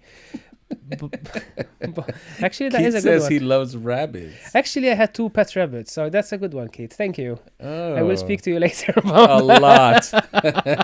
What? Does he eat rabbit? What's going on here? No. Okay, is that a sexual thing? No, it's not. No, it's not. I'm joking. No, I had 2 pet rabbits. Yeah. Thank you, Keith. I'll speak to you later about that. How did you end up with 2 rabbits? Separate. They were At different times. Yeah, Okay. It's just so then you liked the experience of the first time, and you got it a second time. You make it sound weird, but It's random. It's random. Rabbits is more like a family pet, Yeah, I was bored probably. But a guy, like a guy. Let me just get a rabbit. Well, I didn't walk it. Yeah. No, I. No. It's a lovely pet though. It's a lovely. Oh no, I know. For your 2-year-old. It's actually daughter. a very interesting. That's a very interesting. Thank you, Keith. Thank you. Yeah. So, how are Here's a rabbit question related to music. Okay. How are they as far as like pet wise? If you leave and go out at night, do they get rebellious? You know how sometimes with dogs, they do. they'll like pee and shit everywhere or something. They do the same thing. Oh wow, Exactly the same thing. Oh. And they get litter trained as well. Everything. Goodness. All right. And they don't like bass. They don't like bass. No. Okay, so here's a question that I never know how to ask well, because the writing. So I have written here, what is the right love for a DJ? So the reason I asked this question is because we're DJs, we're artists, and we have ego problems, right? And I've been DJing for a long time, and I've gone through different needs of attention as I've grown as an artist. In the beginning, I just wanted, acceptance. Like, yeah, that was good. That was like enough for me to be happy. Then it was like I needed people to tell me like if I made a mistake or advice, like you should do this or that. So I went through that phase. Then I went through a phase where I felt like I knew everything. And you don't need and it was just like, I just want you to love what I do. Yeah. And so it was just like, walk around with this attitude like, yeah, my shit don't stink. I know you love what I did, even though you don't want to tell me, And then I went through a phase where it was like embarrassed. Like, even if I did well, it was like I couldn't look at people, like I didn't know how to take compliments well. But I did feel like I needed more truth. So like from the closer people to me, I needed them to be honest with me. And now I'm at a point where I'm learning how to take compliments, and I'm also trying to be nicer and kinder to myself. So like if I do a bad set, for me, I know I did a bad set, but I'm trying to not like punish myself. Yeah. And when people come up to me and say, "Oh my God, that was incredible," it's easy for that to go up to my head. And I let it like go sneak into my head, let it feel good for a few minutes, and then immediately like oh wow, thank you, man, that's really nice. And like I start pushing it down, like that's cool. That's just tonight. That's just right now. Tomorrow will be a different day. Thank you so much. I really appreciate you going out of your way to give me that love. So I'm constantly growing throughout my life, trying to figure out what is the right kind of attention, because the wrong attention can really fuck you up as an artist. Yeah. I So think the worst thing is no attention, for obviously. so right now, right? What kind of attention do you need as an artist? What attention do I need? I feel the one you said that I am very self-critical, so I completely understand what you're saying. Like if I did one mistake out of a full, and it's one mistake that most of people wouldn't have even realized unless you were probably a DJ in the corner, like, oh, he did a mistake there, that kind of thing. If I do that and I did an amazing set and I walk down and everyone was like, oh man, it was so amazing. I like you're saying, I would be like, oh man, thank you very much. And but in the back of my mind, I'll be like, oh, I did that mistake. Why did I do that? Oh no, man. Like, so I am very self-critical. So what kind of attention is it you need? I seek from my inner circle especially, but Yeah. I want them to be critical. Like I will be critical. Yeah. Like I don't want them to say, "Oh, that was great," and it wasn't, obviously. Mm-hmm. And it's just support, really. Support goes a long way. Yeah. Like anything, like a business, Yep. artist, no Yep. matter if it's music, Yep. art, like actually paintings Yep. or acting, you Yep. need people behind you. You need that push. Yep. People to push your exposure as well, Yeah. and everything, really. I Yeah. mean, without that, people do make it alone. It's not impossible, Yeah. but it's harder. I would say. Yeah. Me personally, I've got Paige. You know Paige. She's my girlfriend, Yep. and Shout out to you. Yeah, she loves drum and bass. She goes crazy, all bass music. Yeah. And she's like my consultant, really, most of the time. Like, Paige, how was my set? Oh, it was great. I love it. Okay, are you sure? Yes. Okay. So she's my support system right now. Yeah. I totally understand. Okay, so last question. What advice do you give to any young, not young people who are not as experienced as us in the scene, that want to get involved somehow? Yeah. Whether it's working at the door, becoming an artist, a promoter, making posters, whatever. What advice would you give them if they want to be involved in the music scene somehow? I'm a strong believer of, and I don't do it myself, but I should do it myself more often. And that's how I got my gigs here, is ask. If you see something you're interested, ask about it. See what's available. That's really good. That's how I got That's here. very good. I mean, if I didn't approach, Tom and Morwera before I came here, Yep. I might not even be here. Yeah. So that's the first step, really. Yeah. And then it takes time, so patience and everything. Yep. Everything takes time. Yep. I mean, you're not gonna instantly go into something and be an amazing artist or amazing musician. You need time, patience, and also maybe, I would say, once you're comfortable, at least, don't take it too seriously. Wow.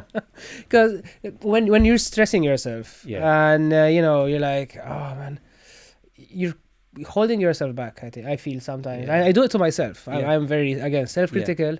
Yeah. So I'm like, oh man, I did terrible. Yeah. And then you go down and you hear it from 3-4 people. Then there's 2 of them are DJs, very good DJs. Maybe it's you, and some of them is this. So I'm like, oh, okay, so it wasn't that bad then. Okay, so okay. I personally overthink, so I try not to take every little detail, every little comment too seriously. Yeah. That, I would say, are 3 tips, I think. I try to follow at least. It's really good advice. Is there anything you want to say? Last thing you want to say to The internet. The internet. Well, I would say I would start by saying thank you, obviously, for having me here. Yeah, of course. Thank you, Barcelona and all the crowd, for accepting me here for 2 years. All the people who I've met, great DJs, great friends. It's been amazing. Hopefully, it will go on. Sorry. Yeah. And from all my Malta crew as well. All his links will be on the information of the show. So guys, hit him up, book him, make a track with him. I'm open. Yep. Send him nude pictures. Well, no. Maybe not that one. Paige asks, listening to Spanish music and traditional Catalan rumba now, has had that influenced you since being in Barcelona? Why is Wayne posting? Well, I told you did, yes. That's a very curious comment. So, well, to learn my Spanish more, I started listening to a lot of Spanish music. Oh, wow. I don't know if it's a normal idea that everyone does, but well, I mean, that's how people learn English. That's how I learned Italian from TV and all that. So I figured I'll just put rumba and all these different Spanish songs going on. But yeah, it did influence. Nice. That's how I said the new track I'm working on. Thank you for the question. So yeah, thank you very much for coming through the show. I'm glad that you're not as nervous as you were when you started. You didn't look nervous, so no, it's all good. That's good. It's because of the beer. And you guys, thank you guys for writing on the chat and hanging out with us. What else can we say? Check him out and his Instagram and go see him play. He's a very good DJ. Looking forward to hearing your productions. Get on it. Me too. And support the Barcelona drum and bass scene. Go to the parties. There's lots of parties going on right now. Hopefully the parties get a little bigger this year because of the venues. Yeah. But I'm back in 2 weeks, and it will be the Spanish show. So look out for that. And again, thank you all for the support. Like the chat, share, register to the. I'm not good at this part. This is the part I hate. Like, if you like it, you will follow it. Why do I have to ask you to follow it? It's such a weird thing. But I'm reminding you. Yeah. Reminding just you. Just in case you forget. Follow the show. We're on Instagram. Yeah. We're on YouTube, obviously. Much love to everybody. Much love. Take care of yourselves. Have a good rest of February. Yeah. Thank you, man. Take care, bro. Thank you. Yeah.